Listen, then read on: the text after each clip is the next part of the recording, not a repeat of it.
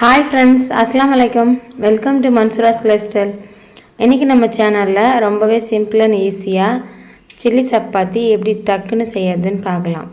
இதுக்கு தேவையான பொருட்களை ரெடி பண்ணிக்கிட்டு ஒரு அடுப்பில் வானலை வச்சு ஒரு ஸ்பூன் அளவுக்கு எண்ணெய் ஊற்றி நம்ம கட் பண்ணி வச்சுருக்க வெங்காயத்தை இதில் சேர்த்து ஒரு அரை ஸ்பூன் அளவுக்கு உப்பு போட்டு இதை நல்லா வதக்கிக்கலாம்.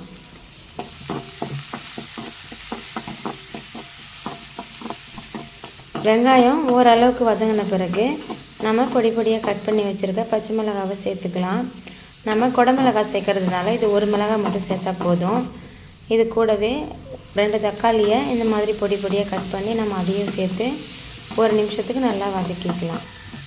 நீங்கள் முட்டையை சேர்க்குறதா இருந்தால் இந்த ஸ்டேஜில் நீங்கள் முட்டையை சேர்த்து ஒரு நிமிஷத்துக்கு நல்லா கலந்து விடுங்க. ஒரு குடமிளகாவை இந்த மாதிரி பொடி பொடியாக கட் பண்ணி நம்ம இதில் சேர்த்துக்கலாம். நான் இதில் பாதி அளவுக்கு தான் சேர்த்துருக்கேன்.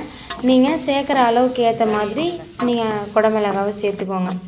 இதெல்லாம் நல்லா வதங்கிட்ட பிறகு உங்களுக்கு இன்னும் காரம் தேவைப்பட்டுச்சுன்னா ஒரு அரை ஸ்பூன் அளவுக்கு மிளகாய்த்தூள் சேர்த்து அதையும் வதக்கிட்டு நம்ம கட் பண்ணி வச்சுருக்க சப்பாத்தியை இதில் சேர்த்து எல்லாத்தையும் ஒன்றா கலந்து எடுத்துக்கலாம். நான் இதுக்கு 5 சப்பாத்தி எடுத்திருக்கேன். இது கூடவே ஒரு ஸ்பூன் அளவுக்கு டொமேட்டோ சாஸ் நான் இதில் சேர்த்துருக்கேன். உங்கள்கிட்ட சில்லி சாஸ் இருந்தாலும் அதையும் நீங்கள் சேர்த்து இந்த மாதிரி எல்லாத்தையுமே நல்லா கலந்து விடுங்க. இது கூடவே நம்ம பொடி பொடியாக கட் பண்ணி வச்சுருக்க கருவேப்பிலை கொத்தமல்லி தலைகளையும் தூவி நம்ம கேஸை ஆஃப் பண்ணிடலாம். அவ்வளோதாங்க, சட்டுன்னு ரெடி பண்ணியாச்சு. இது என் பையனுக்கு லஞ்ச் பேக் பண்ணி கொடுக்கறதுக்காக டக்குன்னு இது செஞ்ச ரெசிபி தான். உங்கள் பசங்களுக்கும் இந்த மாதிரி டிஃப்ரெண்ட்டாக சப்பாத்தியை வச்சு சில்லி சப்பாத்தி செஞ்சு கொடுங்க. இந்த வீடியோ பிடிச்சிருந்தால் லைக் பண்ணுங்கள், ஷேர் பண்ணுங்கள். மறக்காமல் மன்சூராஸ் லைஃப் ஸ்டைலை சப்ஸ்கிரைப் பண்ணி எனக்கு சப்போர்ட் பண்ணுங்கள்.